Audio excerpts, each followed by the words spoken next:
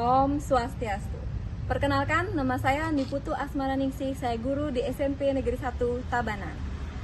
Pada Jambore GTK Hebat tahun 2024, saya ingin berbagi praktik baik tentang proyek penguatan profil pelajar Pancasila dengan tema kearifan lokal berjudul Jumat Budaya, mempertahankan tradisi, membangun karakter. Situasi di SMP Negeri 1 Tabanan saat ini dapat dilihat dari raport pendidikan sekolah tahun 2023. Raport menunjukkan capaian baik dalam hal literasi, numerasi, karakter, dan iklim keamanan sekolah. Perlu diketahui bahwa walaupun berada pada kategori baik, ada komponen yang masih berada pada posisi menengah bawah. Pada komponen karakter, indikator kebinekaan global, meskipun ada kenaikan sebesar 1,93%, namun dengan skor 61,11 masih dikategorikan dalam peringkat menengah bawah. Begitu pula halnya dengan indikator gotong royong dengan perolehan skor 58,53, yang artinya berada pada kategori peringkat bawah. Jika dilihat dari prioritas rekomendasi berdasarkan rapor PBD, didapati beberapa prioritas rekomendasi. Salah satunya adalah komponen iklim kebinekaan. Program benahi yang disarankan adalah peningkatan kompetensi GTK dan kebijakan yang menunjang terciptanya toleransi agama dan budaya. Inspirasi kegiatan benahi yaitu satuan pendidikan memfasilitasi adanya kebijakan dan penganggaran terkait upaya membiasakan sikap dan perilaku yang menunjukkan penerimaan dan penghargaan terhadap keragaman agama dan budaya di sekolah. Berdasarkan analisis tersebut, maka sekolah memutuskan untuk mengangkat kebinekaan global sebagai proyek penguatan profil pelajar Pancasila atau P5 dengan tema kearifan lokal. Melalui proyek ini diharapkan peserta didik dapat mengenali budaya dan agama serta dapat menjaga kearifan lokal yang ada. Proyek ini mengintegrasikan elemen profil pelajar Pancasila berkebinekaan global dengan elemen bergotong royong. Sasaran elemen dari dimensi berkebinekaan global adalah mengenal dan menghargai budaya dengan sub-elemen mendalami budaya dan identitas budaya. Sedangkan sasaran elemen yang diterapkan pada dimensi gotong royong adalah kolaborasi. Kegiatan ini dilaksanakan setiap hari Jumat, oleh karena itu disebut dengan kegiatan Jumat Budaya. Sebelum menjalankan program, kepala sekolah melakukan diskusi kecil dengan para wakil kepala sekolah untuk memetakan dan membuat draft lini masa dari kegiatan Jumat Budaya.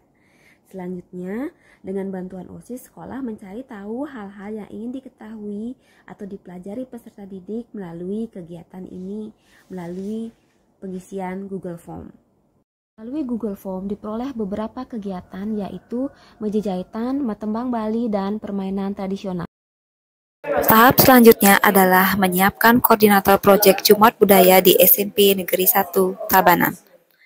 Para koordinator proyek akan memilih beberapa guru untuk menjadi tim pendidik atau fasilitator di masing-masing kelas. Tantangan yang muncul adalah tidak semua tim pendidik mampu menuntun peserta didik dalam melakukan kegiatan-kegiatan pada Jumat Budaya. Agar fasilitator memiliki persepsi yang sama, diadakanlah pertemuan penyamaan persepsi pada kegiatan komunitas belajar Ancak Kembar SMP Negeri 1 Tabanan. Para koordinator proyek bergiliran melatih tim pendidik atau fasilitator kelas untuk melakukan kegiatan-kegiatan Jumat Budaya seperti meja jahitan, matembang Bali, dan permainan tradisional. Langkah selanjutnya adalah merancang modul proyek. Pada kegiatan ini, saya menjadi pemateri saat memandu fasilitator dalam merancang modul, menyusun alur kegiatan proyek, serta membuat asesmennya sesuai dengan tujuan dan kegiatan proyek. Ketika modul sudah rampung, maka fasilitator akan bertemu kembali dengan para koordinator untuk melakukan simulasi dari modul yang telah disusun. Selanjutnya, mengatur pengkelasan sehingga program dapat terlaksana.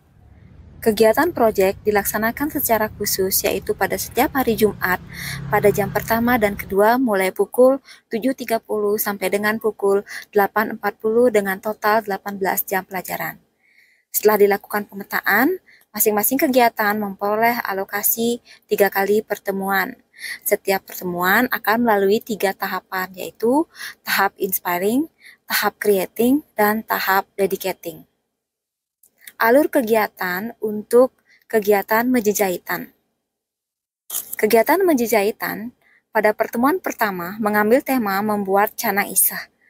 Pada tahap inspiring, peserta didik diperkenalkan pada hal-hal mendasar terkait menjejahitan seperti apa itu janur, semat, pamor, basi, dan alat-alat lainnya yang dipergunakan saat menjejahitan, atau cara yang tepat dalam memegang pisau atau nues, busung, atau janur.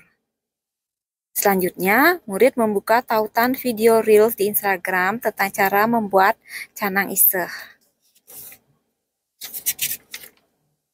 Pada tahap creating, peserta didik mencoba untuk membuat canang sari iseh yang tentu saja didampingi oleh koordinator di kelas masing-masing. Setelah tahap ini selesai, dilanjutkan dengan tahap dedicating. Di sini, peserta didik mempersembahkan atau menghaturkan canang yang mereka buat di padmesana sekolah atau di rumah masing-masing. Kegiatan maulatan adalah kegiatan yang diikuti oleh peserta didik putra. Pada pertemuan pertama, peserta didik putra akan melakukan kegiatan ngulat kelangsah. Pada tahap inspiring, peserta didik menonton cara ngulat kelangsah di tautan YouTube yang diberikan oleh guru. Murid mencari tahu tentang hal-hal yang dibutuhkan, langkah-langkah ngulat kelangsah, dan selanjutnya pada tahap creating, peserta didik mempraktekkan membuat kelangsah. Dan pada tahap dedicating, peserta didik memasang kelangsah yang mereka buat untuk memperindah tembok pembatas sekolah. Pada pertemuan kedua, peserta didik mempelajari cara membuat kisah. Selanjutnya, pada pertemuan ketiga, peserta didik mempelajari cara membuat klakat. Tahap creating pada kegiatan Matembang Bali adalah siswa mendengarkan lagu di tautan YouTube yang diberikan oleh guru. Kemudian, mencoba mencari tahu letak dasar-dasar metembang pada pupuh yang dibawakan di video. Selanjutnya, pada tahap creating, peserta didik mencoba membawakan pupuh ginade secara berpasangan. Tahap dedicating merupakan tahapan di mana peserta didik membuat video diri mereka yang sedang melantunkan pupuh ginade Dengaden awak bisa bersama pasangan mereka dan mengunggahnya di media sosial sekolah sehingga masyarakat yang melihat unggahan tersebut menyadari pentingnya menjaga kearifan lokal. Kegiatan permainan tradisional. Kegiatan diawali dengan meminta peserta didik menonton tayangan video. Ini merupakan tahap inspiring. Selanjutnya, peserta didik membuat daftar nama permainan tradisional yang disebutkan di video, mencari tahu cara mainnya, peraturan dalam permainan, dan alat yang dibutuhkan dalam permainan. Pada tahap creating, peserta didik mencoba memainkan sebuah permainan tradisional, yaitu terompah panjang. Peserta didik melakukannya secara berkelompok yang dipandu oleh koordinator kelas masing-masing. Tahapan dedicating akan diisi dengan kegiatan memainkan permainan tradisional di saat waktu luang atau di saat istirahat. Dengan memainkan permainan tradisional, diharapkan murid dapat lebih menghargai keberagaman dan kearifan lokal yang ada di sekitar mereka, serta mampu menjaga kelestariannya. Jumat Budaya dapat menggambarkan pentingnya melestarikan nilai-nilai budaya lokal melalui berbagai aktivitas yang dilakukan setelah hari Jumat. Beberapa poin refleksi yang dapat diangkat dari kegiatan ini antara lain, yang pertama yaitu pelestarian budaya lokal. Kegiatan ini membantu memperkenalkan dan menjaga warisan budaya daerah. Dari kegiatan tersebut, kita bisa lebih memahami dan menghargai keanekaragam budaya. Yang nomor dua yaitu meningkatkan rasa kebersamaan. Kegiatan ini juga mendorong partisipasi aktif dari seluruh komunitas, baik dari siswa maupun guru. Hal ini menciptakan rasa kebersamaan dan gotong royong di mana sebuah pihak terlibat dalam memperingati dan menghargai budaya. Demikian yang dapat saya sampaikan, semoga bermanfaat. Om Santi Santi Santi.